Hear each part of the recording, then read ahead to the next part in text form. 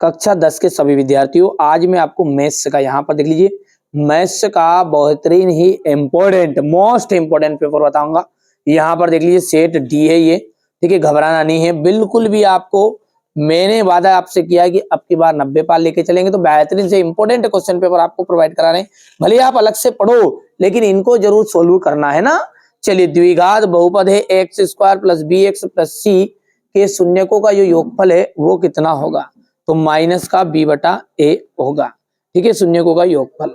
चलिए आगे बढ़ते हैं। और अगला क्या है आपका, यदि हम ए बराबरी पे 10 है, बी कोमा 7 है और 4 है, तो 10वां पद कौन सा होगा। तो देखिए, कोई सा भी 10वां पद होता है ना, तो उसके लिए सबसे पहले अपने को जरूरत पड़ती है ए और डी की। यहाँ पर हम यदि ए की बात करें तो ए तो हो गया आपका 10, और डी की बात करें तो हो जाएगा आपका A2 माइनस A1। A2 का जो मान है वो है 7 है, माइनस कितना जाएगा 10 आ जाएगा, माइनस का कितना जाएगा 3 आ जाएगा, ठीक है। A10 10वां पद मतलब होता है A10 इक्वल होगा A प्लस 9D। ए का मान है 10 प्लस 9 इंटू डी का जो मान है वो हो जाएगा माइनस का 3, 10 माइनस 27 माइनस का 17 आ जाएगा, ठीक है। तो यहाँ पर दाव एकदम राइट आंसर रहेगा, ठीक है। चलिए आगे बढ़ते हैं। और पेड़ की छाया उसकी ऊंचाई की के बराबर है सूर्य का जो उन्नयन कोण है वो, देखिए जब बराबर वाला मामला रहता है तो वहां पर 1 आता है, आंसर कितना आता है 1, और 1045 का मान होता है आपका 1। त्रिज्या आर त्रिज्या के वृत्त के एक त्रिज्य खंड का केंद्रीय कोण थीटा है डिग्री। तो त्रिज्य खंड का जो क्षेत्रफल निकलेगा वो कितना निकलेगा, तो भैया फॉर्मूला होता है पाई आर स्क्वायर थीटा बटा 360। दो गोलों के आयतनों का अनुपात 64:27 है, तो उनके पृष्ठीय क्षेत्रफलों का अनुपात क्या होगा। देखिए 64 का आप आधा करिए हाफ, ठीक है, 64 का हाफ करिएगा तो इसकी भुजा कितनी निकलेगी, भुजा निकलेगी, आयतन का मतलब होता है घात 3, तो ये किसका घन है, ये घन है आपका 4 का, सॉरी 6 लिख दिया मैंने, 4 का है, और 27 जो घन है वो 3 का है। और यदि इसके क्षेत्रफलों का अनुपात चाहिए, क्षेत्रफल होता है स्क्वायर, तो 4 चुकू 16 और 3 तिया 9, कर सकते हो तो हाँ करो, ठीक है। चलिए यहाँ पर ये जो फॉर्मूला है एफ आई और डी आई, ये माध्य का फॉर्मूला है, ना कि बहुलक और माध्यक का। किसका है ये, माध्य का। और माध्य में भी ये आपका, ठीक है, कल्पित विधि का है। कौन सा है, लिख सकते हैं अपन, कल्पित माध्य का विधि जो निकालते हैं कल्पित विधि, उसका है ये, ठीक है। आप तो बढ़िया से कंप्लीट करो, मेरे से माध्य का ही लिखाएगा वो, पर मैंने बता दिया डिटेल, ये ना। आगे बढ़ते हैं। और अगला प्रश्न है आपका, ध्यान से समझना है, बाकी मैंने कहा ना, ठीक है, जो बच्चा मेहनत अच्छे से करना चाहता है ध्यान से समझना है, बाकी आप आगे भी बढ़ सकते हो स्क्रीनशॉट ले लेंगे, ठीक है। ये आपका क्वेश्चन नंबर 4 है, ये आपका 5 है, और ये आपका क्वेश्चन नंबर 6 है, ठीक है। चलिए इसके बाद में आगे बढ़ते हैं। और अगला है आपका, ये देखिएगा, a x square plus b x plus c एक बहुपद का उदाहरण है। तो ये a x square plus b x plus c जो है एक द्विघात, क्योंकि घात 2 वाले बहुपद को अपन कहते हैं द्विघात, एक द्विघात समीकरण a x square plus b x plus c equal 0 का वास्तविक मूल नहीं होते, यदि, जब वास्तविक मूल कब नहीं होते हैं, जब आपका बी स्क्वायर बड़ा रहता है 4ac से, ठीक है।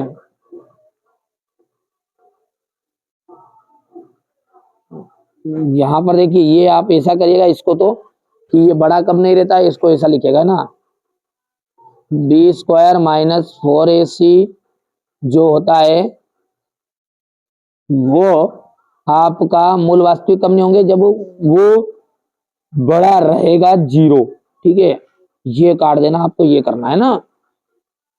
वहां अनुक्रम जिसका प्रत्येक पद अपने पूर्ववर्ती पद से एक निश्चित अंतर रखता है, ठीक है, जब निश्चित अंतर रखता है तो वो क्रम या वह श्रेणी आपका एपी कहलाता है।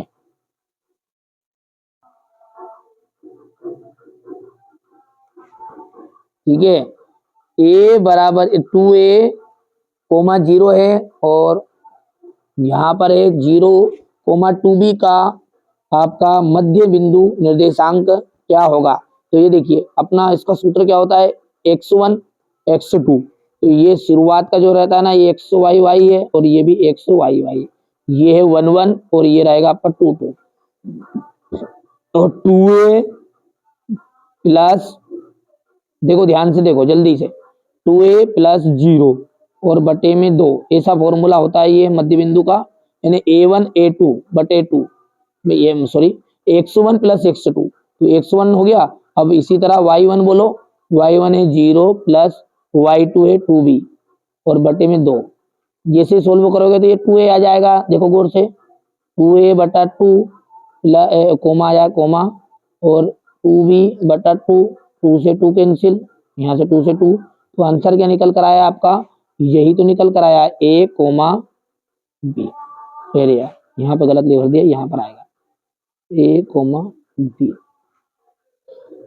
शंकु छिन्नक के जो दोनों सिरे होते हैं वो कैसे होते हैं, शंकु छिन्नक के जो दोनों सिरे होते हैं, देखिए ये आपका शंकु है, ये पूरा, ठीक है। अब इसको जब काट दिया यहां से तो इसके दोनों सिरे कैसे होंगे, वृत्ताकार तो होंगे, गोलाकार। सभी संभव प्रायिकताओं का जो योग होता है, सभी संभव प्रायिकता जितनी भी संभव है उन सब का योग जोड़ोगे ना आप, ठीक है, वो एक होता है। यहां से आप ध्यान से देख सकते हैं, ये इंग्लिश मीडियम वाले बच्चे हमारे भरेंगे, ठीक है, बढ़िया से कंप्लीट करिए आप तो, है ना। मेरा उद्देश्य यही है कि आप अच्छे अंक प्राप्त करें, अच्छी तैयारी करें, बस और कुछ नहीं चाहिए। यदि आपका ही चैनल है ये, आप इस चैनल को आगे बढ़ाना चाहोगे तो आगे बढ़ेगा, आप चाहोगे नहीं ये लायक चैनल नहीं है तो बिल्कुल आप, ठीक है, आप इस चैनल को नीचे भी गिरा सकते हैं। और यदि लगता है कि ये मेहनत कर रहे हैं और अपने लिए ही कर रहे हैं तो आपका कर्तव्य फिर इतना है कि इस चैनल को, ठीक है, आगे बढ़ाए। अब आगे बढ़ाने के लिए अपने दोस्तों के साथ इस वीडियो को बताना पड़ेगा, उन्हें वास्तव में जोड़ना पड़ेगा। देखिए एक होता है, ठीक है, एक होना है किसी के द्वारा दी हुई और एक होना है खुद की मेहनत से कमाना। तो देखिए यहाँ पर मेहनत अपन कर रहे हैं अच्छे से, तो आप भी अच्छी मेहनत करो और अच्छे से आगे बढ़ो, बस यही उद्देश्य हमारा है। परिमेय और अपरिमेय संख्याएं, परिमेय और अपरिमेय दोनों संख्याओं को जब रखा जाता है तो वो होती है वास्तविक संख्याएं। वास्तविक कर धनात्मक होता है तो मूल आपके वास्तविक होते हैं। आधारभूत समानुपातिकता, ठीक है, आधारभूत समानुपातिकता, ये हो जाएगा थेल्स प्रमेय। साइन थीटा, साइन का जो मान होता है वो होता है लाल बटा कक्का, ये हो गया लाल बटा कक्का, यानी लंब बटा कर्ण। साइन का पहला है, दूसरा कोस का है, तीसरा टेन का है, तो ये ट्रिक याद रखेगा, लाल बटा कक्का, ठीक है। चलिए साइन का हो जाएगा ये कौन सा, चौथा। टेन 60 डिग्री, टेन जो है 60 डिग्री, इसका जो मान होता है वो किसके बराबर होता है, ठीक है, तो ये हो जाएगा आपका कर्णी 3,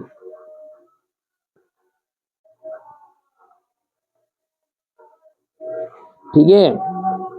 और 1 माइनस साइन स्क्वायर थीटा, इसका क्योंकि ये सर्व समीका है आपकी, sine square theta plus cos square theta equal होता है 1। अब मैं कहूं कि ये साइन को उधर ले जाऊंगा मैं, तो कोस स्क्वायर थीटा इक्वल हो जाएगा 1 माइनस साइन स्क्वायर थीटा, तो यही तो है। तो ये हो गया आपका छठा अंतिम। कर लोगे भैया, अच्छे से करो, मैंने बताया ना आपको पहले ही शुरुआत में ही, अच्छे से मेहनत करो आप। ये है आपका क्वेश्चन नंबर 3, ठीक है, हो गया। एक वाक्य में उत्तर है, 4 एवं 5 का महत्तम समापवर्ती, इसका एचसीएफ कितना होगा?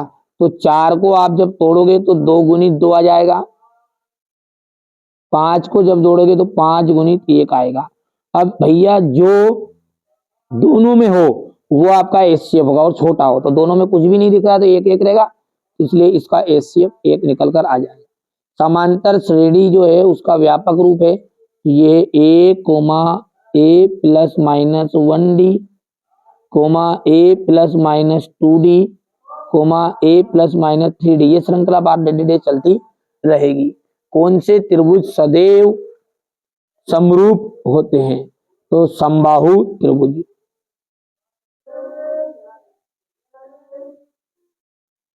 मूल बिंदु से x, y के बीच की दूरी क्या होगी? तो मूल बिंदु से इसके दूरी होगी x² प्लस y², क्योंकि यहाँ पर x1 का मान तो x रहेगा, लेकिन x2 का मान, क्योंकि एक तो ये हो गया x, y, ये आपका x1 y1 बन गया, और अगला रहेगा 0, 0, x2 और y2। फॉर्मूले में जब रखोगे तो 0 का कोई वैल्यू नहीं रहेगा, इसलिए x वाला ही x² बन जाएगा और y वाला y² बन जाएगा। ठीक है भैया, आगे बढ़ते हैं और अच्छे से आप तो तैयारी करिए।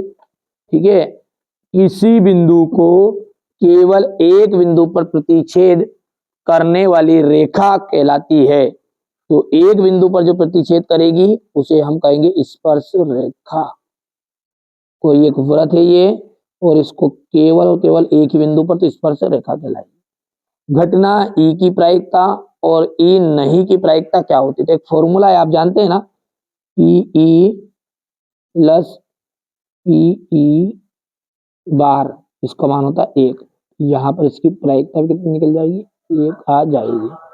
ठीक है, ये क्वेश्चन नंबर आपका 4 है ये। ठीक है, हो गया इतना। अब ये है आपका सत्य और असत्य।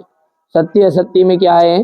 x और यहाँ पर x का जो मान है वो 0 और 1 है क्या? तो सही है। एक बार जब आप x के बराबर 0 लिखोगे तो 0 आ जाएगा, और ये -1 को उधर ले जाओगे तो प्लस का बन जाएगा। तो ये बिल्कुल राइट बात है आपकी। समरूप त्रिभुजों के क्षेत्रफल सदैव बराबर होते हैं। तो समरूप त्रिभुजों के जो क्षेत्रफल होते हैं वो भैया, ठीक है, सदैव बराबर नहीं हो सकते, तो ये आपका असत्य रहेगा। ठीक है, इसका मध्य बिंदु निर्देशांक ये 4,6 क्या गलत बात रहेगी, ये आपका असत्य रहेगा। किसी निश्चित घटना की प्रायिकता का जो मान है, किसी निश्चित घटना की प्रायिकता का मान 1 होता है, तो कोई निश्चित घटना की प्रायिकता का मान 1 ही होता है। ठीक है, चलिए आगे बढ़ते हैं। और अगला है वृत्त के केंद्र पर जीवा के द्वारा डाला गया लंब जीवा को समद्विभाजित करता। बिल्कुल, दीर्घ वृत्त खंड का क्षेत्रफल संगत त्रिज्य खंड के क्षेत्रफल से कम होता है क्या? ठीक है, तो ये आपका असत्य रहेगा। दीर्घ का मतलब होता है ज्यादा, ये आपका असत्य रहेगा, यानी गलत है। ठीक है, ये आपका क्वेश्चन नंबर 5 जो इंग्लिश मीडियम वाले बच्चों का है, और ये आपका दूसरा जो है वो असत्य है। ठीक है भैया, ये चौथा राइट है ना, बच्चों ने गलत कर दिया इसको, ये राइट है ना, और 5वां जो है वो राइट रहेगा, और छठा जो है आपका असत्य है। वैसे ऊपर बता दिया मैंने ना, ऊपर से करके जहाँ समझा रहा हूँ वहां से करिएगा। कभी कभी क्या बच्चों के भरने में थोड़ा सा गलत कर भी देते हैं। सिद्ध कीजिए कि कर्णी 2 एक अपरिमेय संख्या है। एचसीएफ 18 है तो एलसीएम 380 हो सकता है क्या? कारण बताइए। ठीक है, संख्याएं 4n पर विचार कीजिए, जहां n एक प्राकृत संख्या है। जांच कीजिए कि n का कोई ऐसा मान है जो 4n अंक के लिए शून्य पर समाप्त होता है। दर्शाइए 5 करनी 3 माइनस करनी 3 एक अपरिमेय संख्या है। क्वेश्चन नंबर 18 देखिए, 8 देख लीजिएगा। एक द्विघात बहुपद ज्ञात करना जिसके शून्यकों का योग और गुणनफल क्रमशः इतना इतना है। यहां से देख लीजिएगा, बहुपद द्विघात बहुपद है 3x² - x - 4 के शून्य को ज्ञात कीजिए। ठीक है, इसके बाद में अपन बात करें आगे की, तो यहाँ से आपका ये क्वेश्चन नंबर 9 का अथवा वाला है। ये क्वेश्चन नंबर 10 देखिएगा। 5 संतरे हैं, 3 सेबों का जो मूल्य है 35 रुपये है। विलोपन विधि का प्रयोग करके निम्नलिखित समीकरण युग्म हल कीजिए। जांच कीजिए कि क्या निम्न द्विघात समीकरण है। ये आपका क्वेश्चन नंबर 12 है, ठीक है। चलिए इसके बाद में है क्वेश्चन नंबर 13, संलग्न आकृति, ठीक है। यहां से देख लीजिएगा। क्वेश्चन नंबर ये आपका 14 है ये, ठीक है। 14 हो गया है, ठीक है। ये आपका क्वेश्चन नंबर 15 है। ये आपका क्वेश्चन नंबर 15 है। 52 पत्तों को अच्छी तरह प्रकार से फेंटी गई गड्डी में से एक पत्ता आपको निकालना है। एक फेस कार्ड अर्थात तस्वीर वाले पत्ते की प्रायिकता ज्ञात कीजिए। यदि P इक्वल है 0.06 तो P नहीं की प्रायिकता होगी, ठीक है। यहां से ये क्वेश्चन नंबर आपका 17 है, हो गया। और ये आपका यहां से प्रारंभिक घटना को परिभाषित करिए। क्वेश्चन नंबर 18 है। एक मीनार के पाद बिंदु से भवन के शिखर का उन्नयन कोण जो है वो 30 डिग्री है, ठीक है। यहाँ से बढ़िया से आपको कंप्लीट करिए। हमारा जो उद्देश्य वो यही है, पर में कर लीजिएगा भाई। बहुत ही ज्यादा ये 100% आ रही है और आएगी ही सही, ठीक है। मैं जितना बता रहा हूँ उतना आप कंप्लीट करो, अलग से भले ही पढ़ाई करो। मैंने आपको पहले ही बता दिया है, कई वीडियो में बोला है कि आप क्या करिए, आपके मेरे पे भरोसा मत करिए, आपके स्कूल के टीचर होंगे या जहां भी आप कोचिंग पढ़ रहे हैं, इस कोचिंग वाले सर को जरूर बता दीजिएगा ये। यदि वो बता दें आपके सर कि ये इम्पोर्टेंट नहीं है और नहीं आएंगे, तो आप इसमें से मत पढ़िएगा। मैं खुद ही कह रहा हूं, मत पढ़िए फिर, क्योंकि मुझसे ज्यादा भरोसा आपको उन पर होना चाहिए। और उनकी बातों पर आपको भरोसा नहीं तो बिल्कुल आप जीवन में कभी भी सफलता प्राप्त नहीं करोगे। यदि वो आपको गलत भी बता रहे हैं और उन पर भरोसा है, ठीक है, आपको को उन पर भरोसा है, तो वो गलत भी आपके लिए सही दिशा बन जाएगी, ये मेरी गारंटी है, ठीक है। तो उनको जरूर बताइएगा कि ये प्रश्न आएंगे या नहीं आएंगे। कि एक यूट्यूब वाला भैया है ना, वो सबको बता रहा है कि यही आएंगे यही आएंगे। आप बता दो कि सर कि ये आने वाले हैं या नहीं है, और वो बता देंगे आपको कि ये आएंगे या नहीं आएंगे ना।